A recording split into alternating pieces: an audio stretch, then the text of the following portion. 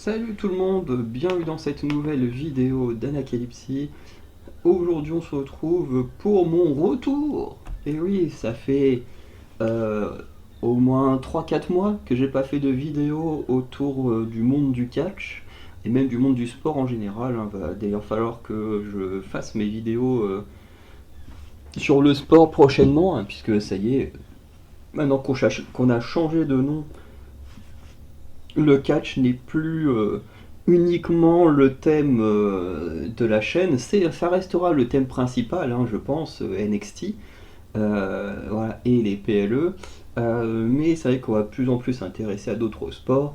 Je pense que prochainement je vais vous faire une vidéo où je vous parle des sports que j'ai pratiqués, du moins mon rapport au sport, parce que pendant très longtemps, j'ai détesté le sport avant de devenir un bon sportif. Voilà, je vous raconterai tout ça.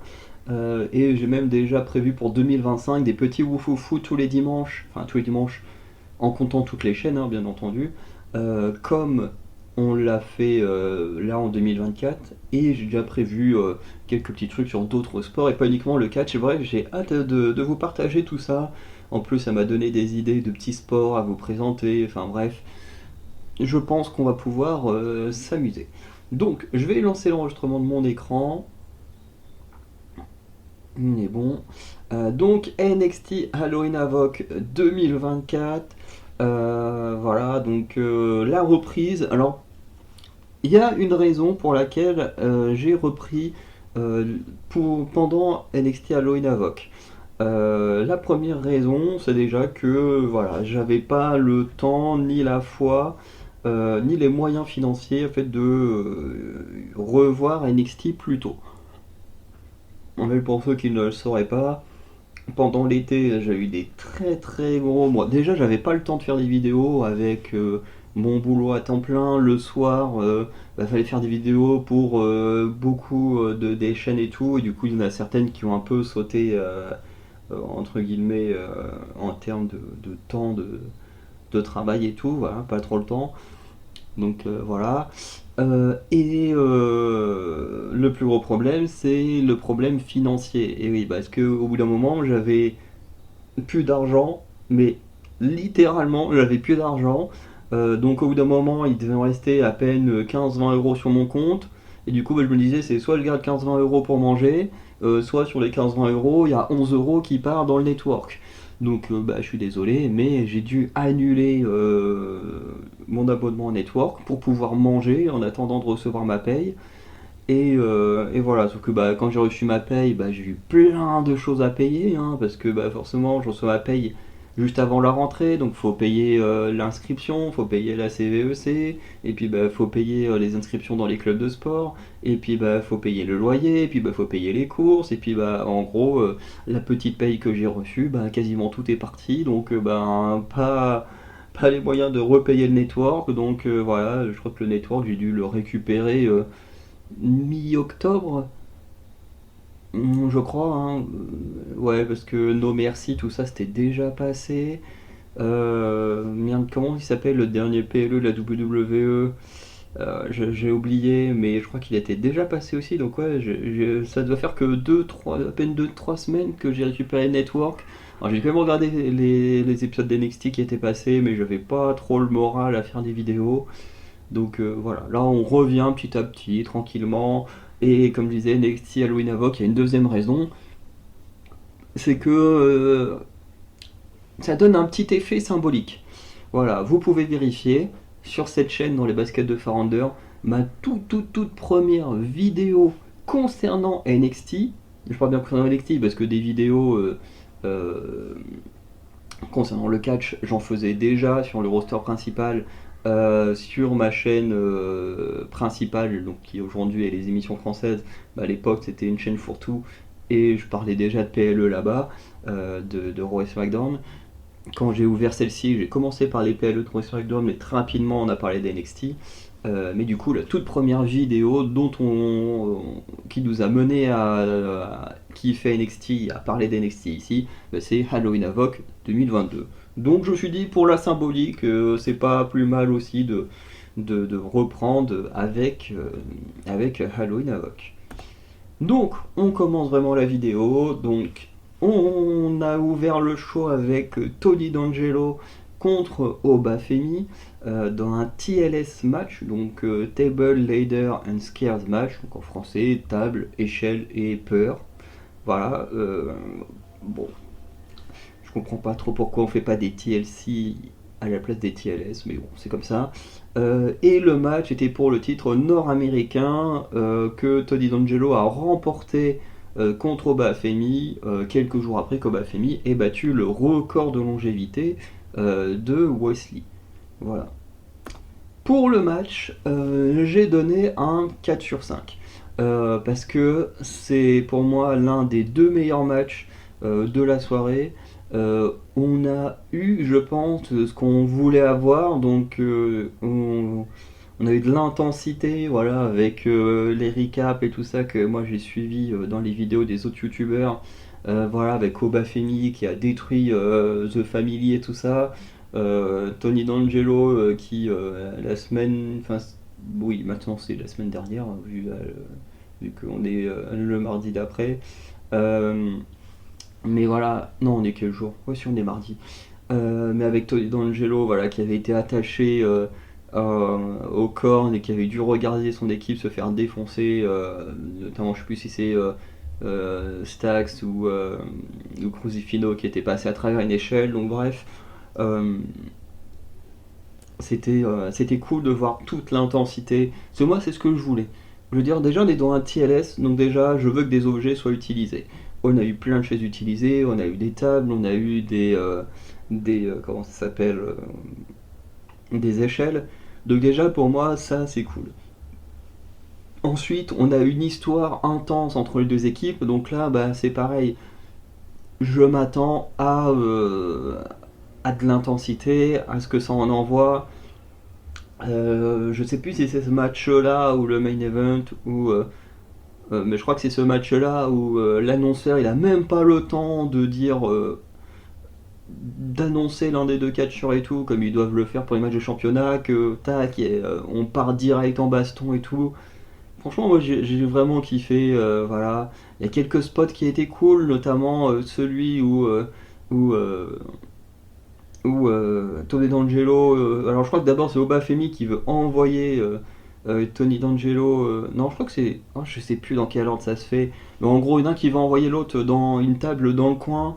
Il y en a un qui se retient et dès qu'il se retourne, et là du coup, ouais, comme ça, il a Obafemi. Il lui envoie une sorte de coup de manchette retourné sur Tony D'Angelo et les deux s'explosent à travers la table. C'était trop cool.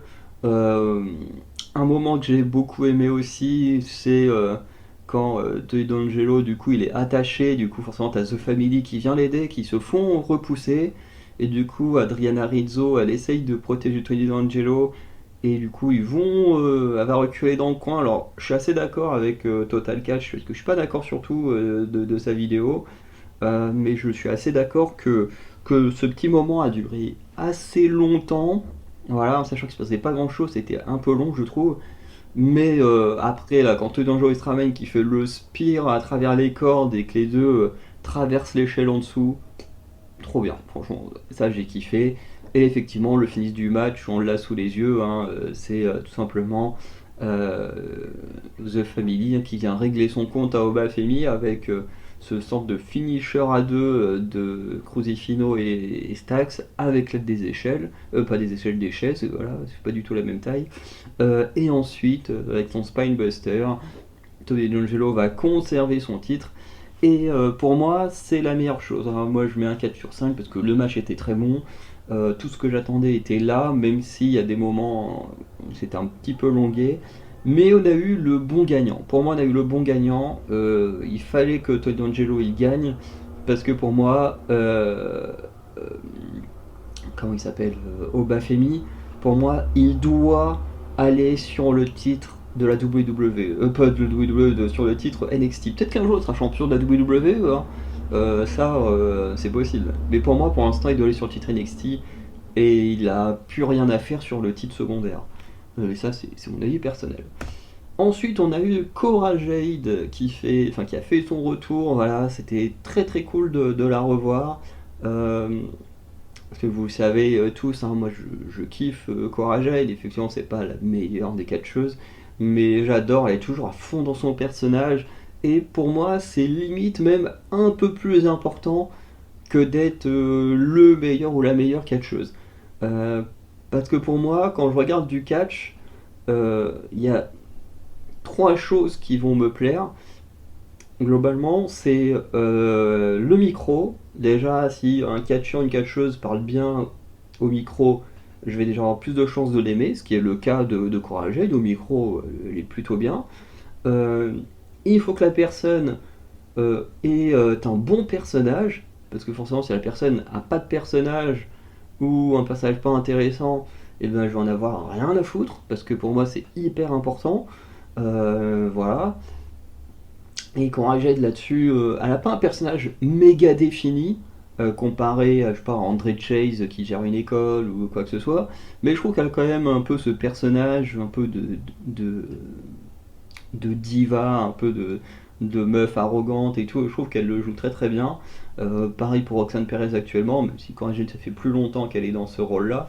D'ailleurs, Coragged, je crois qu'elle est dans ce rôle-là depuis qu'elle a trahi Roxane Perez il y a, avant de, je pense en 2022, parce que quand je crois qu'à Halloween Havoc 2022, quand je les ai découvertes toutes les deux, elles s'affrontaient dans un match, je pense sans DQ, hein, parce que c'est là où vous avez fait le saut là du haut de la plateforme là sur des tables et tout. Enfin bref. Euh, et après le catch, pour moi, c'est ce qui vient en dernier. C'est ce qui est vraiment. Alors, je mettrais si je devais classer le personnage, le micro, euh, le catch. C'est-à-dire que pour moi, quelqu'un qui est pas excellent peut être l'un des meilleurs catcheurs. Et c'est le cas par exemple de Roman Reigns. Hein, Roman Reigns, c'est pas le meilleur catcheur. Hein. Si on devait comparer le catch d'un Roman Reigns et d'un Seth Rollins, en tant que catch pur, Seth Rollins est beaucoup mieux qu'un Roman Reigns. Mais juste le personnage du Tribal Chief, je l'ai trouvé tellement incroyable pendant des années. Franchement, moi j'ai kiffé que ça en fait que Roman Reigns c'est mon catcheur préféré. Parce qu'il y a le personnage qui est incroyable derrière. Et pour moi, ça aide énormément. Alors, Seth Rollins fait aussi partie de mes catcheurs préférés, parce que lui aussi, il a des personnages plutôt cool, et puis son catch qui est génial. Mais voilà. Donc, parce que je sais que Cora Jade s'est souvent pris des critiques et tout, donc voilà, moi en tout cas j'adore Cora Jade. Après, on reforme une équipe avec Roxane Perez, à voir combien de temps ça va durer tout ça. Face à Julia, je sais pas vraiment, ouais, si, je crois que c'est plus Julia qu'on prononce, et Stephanie Baker, hein, voilà, qui toutes les deux ont fait leur arrivée pendant la période où je regardais plus le catch. Donc d'abord Julia, ensuite Stephanie Baker, et voilà. Donc, contrairement à Total Catch qui a mis une très bonne note à ce match, moi je mets un 3,25. Parce que j'ai pas du tout passé un bon moment dans ce match. Enfin, c'est pas que j'ai pas passé un bon moment, c'était cool pour moi déjà revoir Cora Jade après des mois et des mois, c'était trop cool. Voir Roxane Perez catcher, c'est toujours très très cool. Découvrir Julia et Stephanie Baker, c'était cool. Mais j'ai pas trouvé que ce match était si bien que ça. Franchement, il y a eu beaucoup d'approximations. Hein. Il y a beaucoup de fois où on a senti que les catcheuses savaient pas trop quoi faire. Euh, alors, elles ont très bien improvisé, hein, parce que ça. Enfin, je sais pas si elles ont vraiment improvisé, mais je veux dire, ça allait très vite. Dans le sens où, genre, il y a un moment donné, je crois que c'est Stephanie Baker et Cora Jade qui sont en face à face, et t'en as une qui fait un mouvement, puis qui se rétracte, et puis l'autre et tout, et puis en fait, tu sais pas trop ce qu'elles veulent faire, mais en même temps, ça va assez vite, donc finalement, l'action repart vite. Euh, T'as des moments où justement ça veut aller vite, hein. T'as un moment donné où Julia elle passe à deux doigts de la catastrophe parce qu'elle glisse sur les cordes, heureusement elle garde très bien son équilibre, mais elle glisse sur les cordes et tu te dis ouf, on est passé à deux doigts de la catastrophe. Et le truc c'est qu'il y a plusieurs moments dans le match déjà où il y a eu ce genre de... C'est pas vraiment du botch, c'est plus de l'incompréhension, voilà, où là elles étaient un peu perdues. Et moi je trouve ça un peu dommage. Voilà, c'est pas rédhibitoire, hein, voilà, mais je veux dire, quand t'es censé avoir deux des meilleures catcheuses au monde, bah, je m'attends à quelque chose de propre, je m'attends pas à de l'approximation, quoi. Quand j'entends tout le monde être en mode «Ouah, Stephanie Baker, ouais, Julia, c'est les meilleures catcheuses au monde», voilà, j'ai des grosses attentes, forcément. C'est comme si demain, tu vas au cinéma, on te dit «Ouais, lui, c'est le meilleur acteur ou la meilleure actrice au monde», bah, tu t'attends à un acting de fou. Là, c'est pareil, voilà, on m'annonce les meilleurs, deux des meilleures catcheuses au monde, je m'attends à une perf de fou, et bah finalement, la perf de fou, bah, je l'ai pas eu. Je l'ai pas eu. Parce que Cora Jade et Roxane Perez, je sais ce qu'elles valent, je sais ce qu'elles font, c'est très bien. Les deux autres, non, donc j'ai eu une hype par rapport à ce que tout le monde raconte sur internet, et en vrai, je n'irai pas jusqu'à dire que j'ai été déçu, parce que là, c'est des matchs par équipe. Il y a aussi mon a priori, vous me connaissez, des matchs par équipe dont je ne suis pas très très fan. Mais ça n'empêche pas que pour moi, c'était pas non quand même si ouf que ça. Déjà, parmi les choses qui m'ont dérangé, c'est que c'était trop évident de savoir qui allait gagner. Dès que le match a commencé, je savais qui allait gagner, juste par rapport à la structure du match, hein, qui est un classique, hein, voilà, c'est le face, il prend un pro. De toute façon, il y a beaucoup de matchs, en fait, ça me rappelle les matchs à l'ancienne. Vous savez, ces matchs des années 2008, parce que bon, moi j'ai surtout suivi l'année 2008-2009 avant de reprendre en 2019. Mais c'était un peu un type de match classique en termes de scénario où tu as un personnage qui domine, ensuite son adversaire domine en deuxième, et ensuite bah, celui qui domine en premier, il reprend le dessus à la fin et il gagne. Et là, c'était exactement ce style de scénario, quoi. Et je trouve que c'est pas les scénarios ouf à la WWE. Parce que là, globalement, bah, genre Julia et Stephanie Baker, elles ont pris le dessus dans le match très très tôt, mais pendant très longtemps. J'ai trouvé que la domination des filles a été très très longue. Et en plus, bah, Cora Jade et Roxane Perez ont repris le dessus avec une tricherie. À un moment donné où l'arbitre avait le dos tourné, paf, il y en a une qui en a profité pour soit crocheter un pied ou faire un truc dans les cordes, et puis hop. Je me dis, en fait, c'est dommage parce que t'as quand même Roxane Perez qui est quand même censée être ta championne. Et comme c'est ta championne de NXT, c'est censé être la meilleure du roster. Et en fait, elle s'est fait humilier pendant tout le match. Donc, donc moi personnellement, j'ai trouvé ça très dommage parce qu'au final, la domination de Roxane Perez et Cora Jade, bah, elle n'était pas si longue et pas si ouf que ça. Et bah, très rapidement, Julia et Stephanie Baker ont remporté le match. Voilà, bon, ça, personnellement, on s'y attendait tous, je pense, hein, voilà, vu ce qui s'est passé les semaines précédentes, je pense que c'était logique. Mais c'est plus, en fait, ce qui m'a dérangé vraiment dans ce match, c'est vraiment la construction du match, comment il a été écrit, en termes de domination et tout ça. Et ce qui m'a dérangé, bah, c'est toutes les approximations, je veux dire. Encore une fois, quand tu es censé être avec les meilleures catcheuses au monde, bah, tu t'attends à quelque chose de beau et pas de l'approximation. Mais je tiens quand même à revenir sur un détail, c'est Stephanie Baker, qui pour moi a été la meilleure catcheuse du match. Oui, parce que depuis tout à l'heure, hein, entre guillemets, je les critique, hein, parce que je dis pas non plus qu'elles sont nulles, je dis juste qu'elles m'ont déçu par rapport à la hype que j'avais. Mais Stephanie Baker, je dois quand même reconnaître que ça a été trop cool. Les, En fait, le seul moment marquant que j'ai du match, en fait, bah, c'est Stephanie Baker là. Quand elle termine le match avec ce sorte de sauvrier de la troisième corde, c'était tellement beau et tout. Enfin bref, en plus elle fait le finisher sur Roxane Perez. Alors moi je m'attendais à ce que le finisher soit sur Cora Jade, c'est peut-être la seule surprise que j'ai eu du match, que le pin il soit sur Roxane. Mais en même temps, en fait, c'est aussi des choses avec lesquelles j'ai du mal avec ce match, c'est qu'en fait, on rabaisse vraiment énormément la puissance de la championne. Vraiment, elle se fait humilier tout le match, elle prend le finish, enfin le finish et le pin. Donc tu te dis en fait, Roxane Perez c'est censée être ta championne, mais en fait elle est nulle à chier, hein, faut le dire. Hein. Vous savez à quel point j'aime Roxane Perez, mais là, dans ce match, t'as l'impression que c'était une novice. Hein, et c'était trop bizarre. C'était trop bizarre à regarder.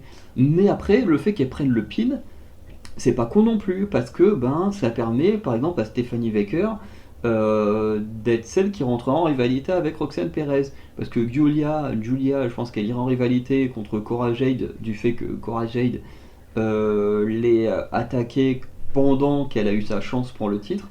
Donc je pense qu'elle va avoir des comptes à régler en solo également. Et Stephanie Baker, elle peut totalement du coup faire valoir le fait qu'elle a fait le pin sur la championne et donc que ça lui donne une chance pour le titre.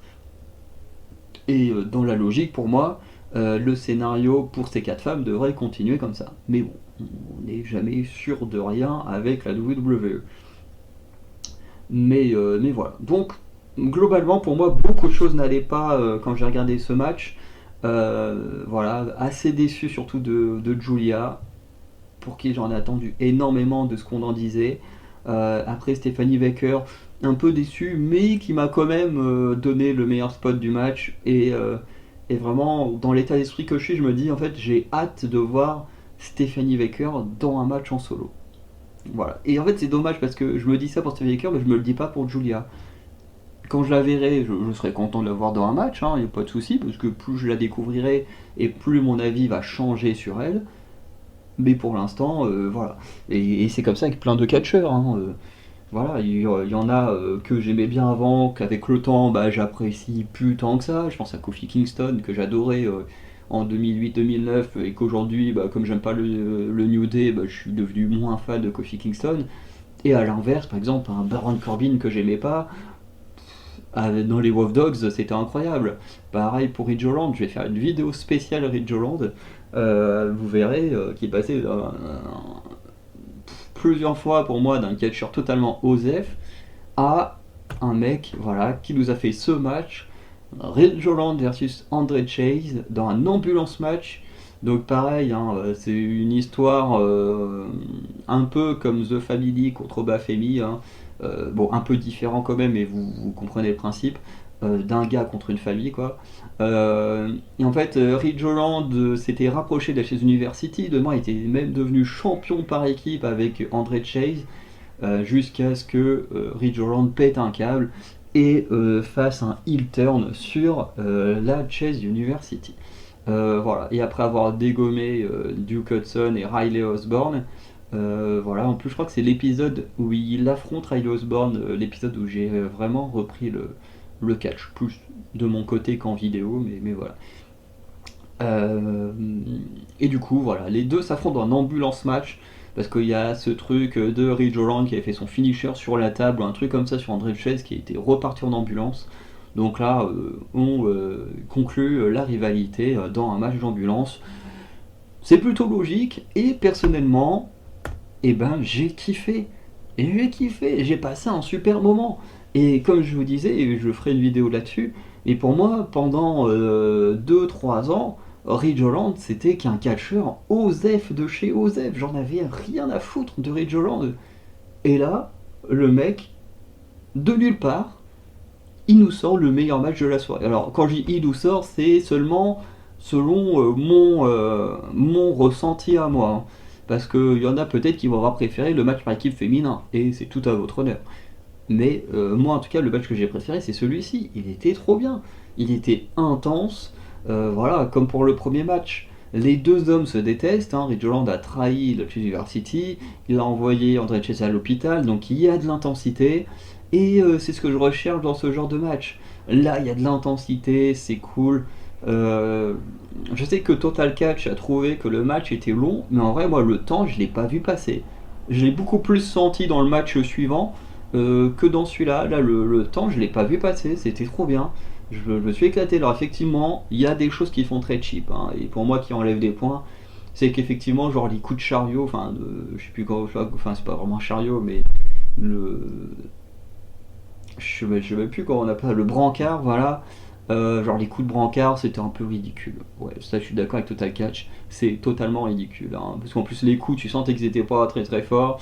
Et même quand, je crois que c'est Ridge Holland qui fonce vers André Chase au niveau du tablier, euh, le brancard il tape à peine le truc. Genre, ils ont fait un effet sur le côté du ring, mais en réalité, quand ça tape, tu le vois et tu le sens que ça tape pas fort du tout, quoi. Et c'est vrai que ça, bon, les trucs du brancard, ouais, c'était un peu nul. Mais le reste du match, je me suis éclaté. En plus, on est dans un blanche match, tu peux tout faire, et ben ils se sont amusés, quoi. On y a été avec de la citrouille, on y a été avec l'extincteur. Bon, ça c'était trop prévisible, hein. Quand ils ouvrent l'ambulance, tu vois l'extincteur, tu dis bon bah oui, ça va forcément servir pendant le match. Et puis bah ça s'envoie dans des coups dans tous les sens, sur la table des commentateurs où André Chase va placer un DDT, là où la dernière fois c'est lui qui en avait reçu un. Euh, on a aussi Rich Holland qui va retirer le tapis du sol pour vouloir placer son finisher ou une connerie du genre, et puis qui va se prendre un, un surpassement sur le sol. Ça a bien claqué en plus. Franchement, c'était trop cool. Ils sont un peu battus sur le haut de l'arène. Enfin bref, le match était très cool. On a été. En fait, on a eu ce que je voulais. Moi, de ce match-là, j'attendais de l'intensité, j'attendais de l'utilisation de certains objets du décor. Voilà, j'attendais ces choses-là. On l'a eu. Euh, j'ai été surpris du résultat final et en même temps pas trop. Je m'explique. On est au début du show. On a premier match, victoire de The Family. Donc, victoire des gentils. Ensuite, on est sur le match par équipe féminin. Victoire des gentils. Donc, en fait, il y a un côté où je me disais, il faut que pour moi, André Chase, j'ai envie qu'il gagne. Voilà, parce que, bon, déjà, j'adore sa veste, hein, en mode Freddy. Mais du coup, tu vois, il y a le côté où j'ai envie qu'il venge sa famille et tout ça. Et en même temps, je me dis, ouais, pour moi, juste en réfléchissant au rapport face-heal, en fait, je me dis, en fait, c'est évident que Ridge Holland il va gagner parce que les deux matchs précédents sont des faces qui ont gagné. On va pas nous faire tout un show, il y a que des gentils qui gagnent. Donc il y a forcément un moment donné où un heal il va gagner. Soit ce sera contre Ridge Holland, enfin soit ce sera contre André Chase plutôt, soit ce sera contre Kelani Jordan. Pour moi c'était assez évident dans la structure du show que ça allait être comme ça. En fonction de comment avançait le show, hein, bien sûr. Et effectivement, Ridge Holland il a gagné en trichant, en mettant ses doigts dans les yeux d'André Chase, et puis voilà, il a pu le foutre dans l'ambulance, remporter le match. Et honnêtement, moi j'ai passé un super moment, c'était trop bien. Voilà. Ensuite, on a eu Kelani Jordan contre Fatal Influence. Et là, franchement, je me suis fait chier, hein. Très content du résultat, mais je me suis fait chier. Voilà, je le dis. Et même le public s'est fait chier parce que c'était peut-être le match où le public a le moins réagi du show. Tellement tout le monde s'en bat les couilles, hein. Voilà. Mais du coup, Gauntlet match. Donc en gros, chaque membre de Fatal Influence, chacune leur tour, affronte Kelani Jordan jusqu'à ce que Kelly Jordan batte tout le monde ou se fasse battre elle-même. Voilà. Et tout ça pour le titre nord-américain féminin. Et là, je suis descendu à 3 sur 5 parce que c'était moins bien. C'était pas mauvais, mais c'était moins bien. Le premier match là contre Jasmine Nix, qu'on a vu juste là, déjà je trouvais que le match était pas si ouf que ça. Pourtant, j'adore Jasmine Nix. Mais je trouvais que dans ce match-là, elle n'a pas du tout eu l'occasion de briller. Euh, bon, Kelly Jordan, il y a aussi, je pense, le fait que j'ai eu du mal avec elle, parce que bah, pour moi, elle n'a pas du tout de charisme. Au micro, bah, c'est pas ouf, ça passe, mais c'est pas ouf. Et puis bah elle a pas de personnage, quoi, vraiment tu te fais chier avec Kelani Jordan. Alors oui, dans le ring, elle est incroyable, et ça je le reconnais, mais je suis même le premier à le reconnaître, hein, même parmi ceux qui ne sont pas fans d'elle, je suis le premier, hein, à être de bonne foi et à dire qu'en termes de catch pur, elle est géniale. Elle fait des trucs que d'autres catcheuses ne font pas dans le roster, et c'est trop bien. Mais bah il manque tout le reste. Il manque tout le reste. Et pour moi, bah, ça fait que Kelly Jordan, j'y arrive pas, parce qu'il manque beaucoup trop de choses. Et d'ailleurs, j'ai jamais compris qu'on l'ait mis championne à la place d'une Lola Vice ou un truc comme ça. Qu'elle le soit devenue après avoir gagné plus d'expérience, parce qu'il y a ça aussi. Elle manque quand même pas mal d'expérience, c'est encore une jeune catcheuse. Elle a le temps d'apprendre, de se changer des personnages, des trucs comme ça. Mais moi j'ai trouvé que c'était trop tôt pour lui donner un titre. Voilà. Même si encore une fois, in-ring c'est incroyable, mais le reste, c'est pas ouf du tout. C'est mon avis personnel. Et ce qui fait que déjà, oui, moi j'arrive là, je suis en mode putain, c'est encore elle qui est championne, ça me fait chier. J'aurais aimé que ce soit quelqu'un d'autre qui gagne le titre au bout d'un moment, genre Sol Ruka, putain, j'ai rêvé que Sol Ruka elle ait le titre. Mais bah non, pas encore. Bref. Et peut-être jamais, parce que vu ce qui arrive après, voilà. Mais le match avec Jasmine Nix, voilà, pas ouf. Jasmine Nix elle fait pas grand chose dans le match, voilà, c'est plus défoncé qu'autre chose. Le match en plus, je crois qu'elle se fait battre de manière clean, hein, Jasmine Nix, et on passe rapidement à Jessie Jane qui rentre en deuxième. Voilà, le match est un petit peu mieux. Encore une fois, c'est pas incroyable non plus, mais c'est déjà un peu mieux. Mais pareil, t'as Khaled Jordan qui domine totalement le match à nouveau. Voilà, t'as pas tant d'offense que ça de Jessie Jane. Et encore une fois, le public, il dort, hein, il s'en fout le public, hein. Euh, et, euh, et du coup, je suis saoulé de ce match, rien que d'en parler. Et c'est encore pire après. Bref. Euh, Et du coup, ouais, Clay Jordan remporte le match par un petit paquet. Et c'est au tour de Fallon Henley de rentrer. Voilà, alors, genre, je vois que Total Catch a dit que le match avec Fallon Henley était le meilleur des trois. Eh bah putain, si c'est ça le meilleur des trois. Alors certes, c'est là où j'ai passé le meilleur moment sur les trois matchs. Mais c'était pas ouf non plus. Le match Clay Jordan contre Fallon Henley, c'était pas ouf non plus, hein. Fallon Henley, elle s'est quand même fait pas mal démonter par Kate Jordan. Et en fait, ça, c'est un truc que je n'ai pas trouvé hyper cohérent. C'est-à-dire que tu as deux catcheuses qui passent avant, qui techniquement ont dû entamer l'endurance de Kate Jordan. En plus, quand Jessie Jane elle perd et que Fallon Lee elle vient au ring, Jessie Jane elle agresse Kelly Jordan. Donc techniquement, Kelly Jordan est censé être mal en point et tout.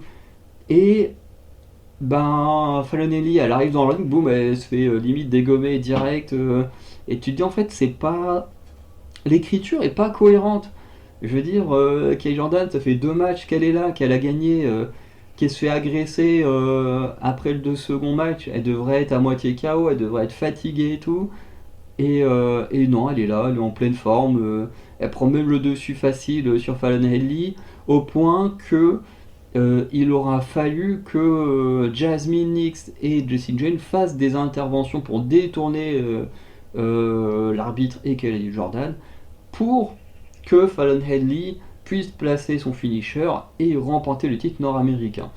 Donc déjà la victoire totalement à chier. Tu vois, j'aurais préféré une victoire clean parce que Kelly Jordan elle est fatiguée, elle vient d'affronter trois personnes, parce que là tu sens que c'est juste en mode on veut garder Kelly Jordan forte.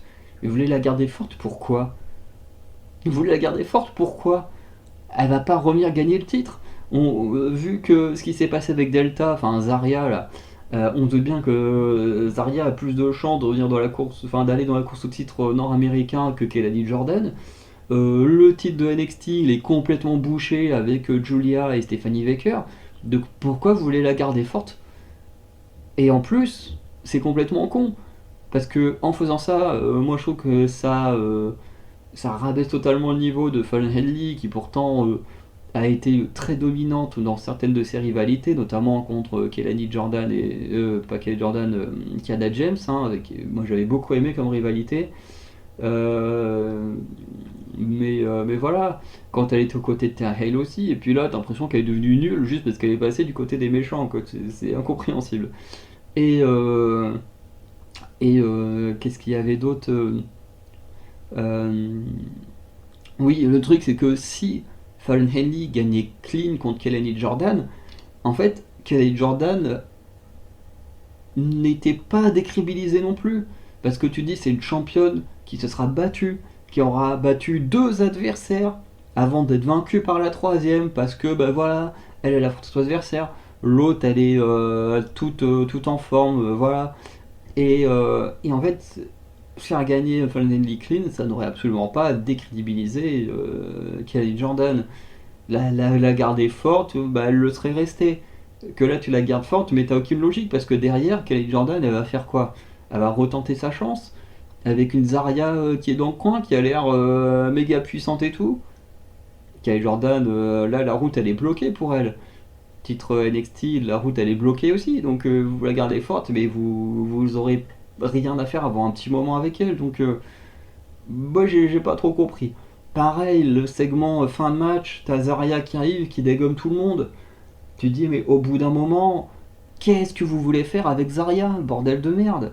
Parce que la photo là, la tête de Julia, elle n'est pas surprise d'avoir gagné. C'est parce que quand les deux femmes célèbrent leur victoire, il y a Zarya qui apparaît dans l'arène avec sa musique et tout, et puis que t'as Julia là qui est en mode c'est qui qu'est-ce qu'elle fout là bon, Tiffany Baker, moins impressionné d'ailleurs, je trouve qu'elle est très charismatique. Euh, mais, euh, mais voilà, et tu te dis ok, tu dis ok, bon bah, t'as genre Julia et Stephanie Baker qui ont une très très grosse réputation, qui sont déjà là sur la course au titre de NXT. Tu dis ok, Zarya elle vient, elle se montre. Tu dis ok, donc c'est qu'elle va venir pour ce titre. Tu te rajoutes un troisième énorme nom pour. Alors moi personnellement je connais pas Zarya et tout, mais elle est vendue quand même comme une méga puissance et tout. Donc tu dis ok, t'as un nouveau nom qui arrive, paf, pour détruire Roxanne Perez. Et en fait, bah, t'en arrives à la fin de ce match-là, et en fait, Zarya, il se met à attaquer tout le monde, comme si bah, finalement son envie c'était de récupérer le titre nord-américain. Donc tu dis, au bout d'un moment, vous voulez en faire quoi? Vous voulez en faire quoi de Zarya? Titre nord-américain ou le titre d'NXT? Il faudrait savoir où est-ce qu'elle se positionne. Bon, après, il faut se positionner sur les deux et tenter de gagner les deux, hein, et devenir. Je sais pas si c'est. Bah non, de toute façon. Enfin, quoique, s'il y a eu les titres par équipe, donc. Un champion, est-ce qu'ils veulent en faire une championne incontestée ou je sais pas, mais franchement, j'ai pas trop compris ce qu'ils ont voulu faire avec Zarya, la foutre partout. Dès qu'il y avait des femmes, boum, Zarya était là, mais tu comprends pas vraiment ce qu'ils voulaient faire avec elle. Voilà, j'ai pas trop compris. Ensuite, on a Ethan Page contre Trick Williams. Voilà, le main event dans un playground match pour le titre de NXT, hein, le très beau titre qui est là. Et grosse déception. Je l'ai noté 3 sur 5 parce que, ouais, je pense que rien que cette image, elle en dit beaucoup sur la note. Voilà. Euh, Alors, le match en lui-même était pas mauvais, hein. On a eu un bon match, on a eu à nouveau de l'intensité, on sent que les deux hommes, ils ont des choses à régler. C'était intense, c'était cool, franchement, j'ai bien aimé ce qui s'est passé. Euh, on a eu des très bons spots, notamment le Razor Edge de Ethan Page, là, d'un escalier où il l'envoie Trick Williams sur la table des commentateurs, c'était très cool. Bon, ils sont un peu allés dans le public, ça m'a fait chier. Voilà, je me suis dit, vous avez aucun intérêt à aller dans le public. Bon, déjà le fait d'avoir Trick Williams champion, ça me fait chier, hein. Voilà, de toute façon, vous le savez depuis longtemps, mais j'ai jamais été dans la hype Trick Williams, hein, la Whoop That Trick era. Voilà, je l'ai jamais vraiment comprise. Alors, je trouve ça très très bien hein, pour lui, hein, parce qu'il est pas mauvais comme catcheur, mais je trouve qu'il manque beaucoup de certaines choses. Voilà. Et moi, j'ai vraiment du mal avec Trick Williams, champion, quoi. Euh, pour moi, il y a encore beaucoup de choses à travailler chez lui.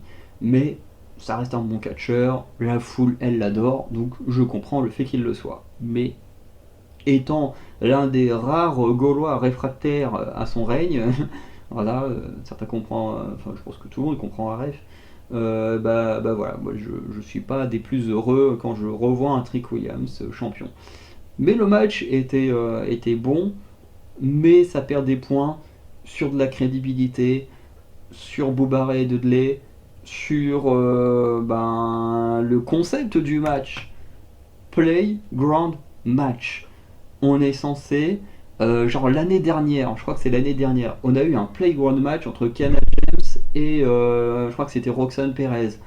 Et on avait vraiment un playground match. Un playground match, c'est censé être un délire en mode parc, tout ça.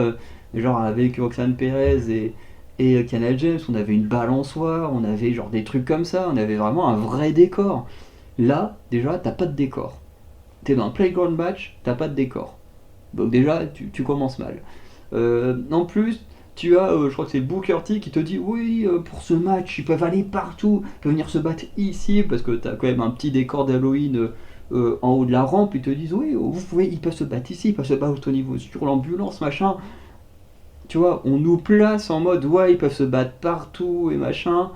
En fait, les deux mecs ne vont quasiment jamais quitter le ring et ses alentours. Voilà, je veux dire qu'on nous tease qu'on peut aller se battre sur l'ambulance dans ce coin-là et tout, sauf qu'en fait ils vont jamais y aller. Donc ça sert à quoi de nous teaser des trucs qui n'arriveront jamais en fait.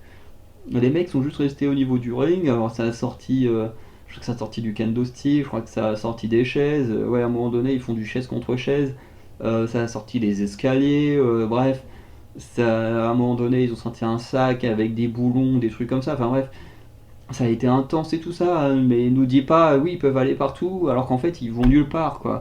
Et nous mettez pas un match playground match alors qu'il n'y a aucun décor. Moi j'ai trouvé que la stipulation n'était pas justifiée. Ils auraient même limite dû juste dire on fait un false count anywhere parce que le match ressemblait beaucoup plus à un false count anywhere que à un playground match. Voilà. Et bon, Booba et Dudley, on peut en parler tout de suite, hein, mais bon, qui est-ce qui vient foutre dans un ring à cet âge-là, quoi. Ok, avec les deux Total Catch, j'ai compris. Ah, je crois qu'il y a des gens qui viennent faire le traitement des champs qui sont là. Mais vraiment, j'ai pas compris sa présence.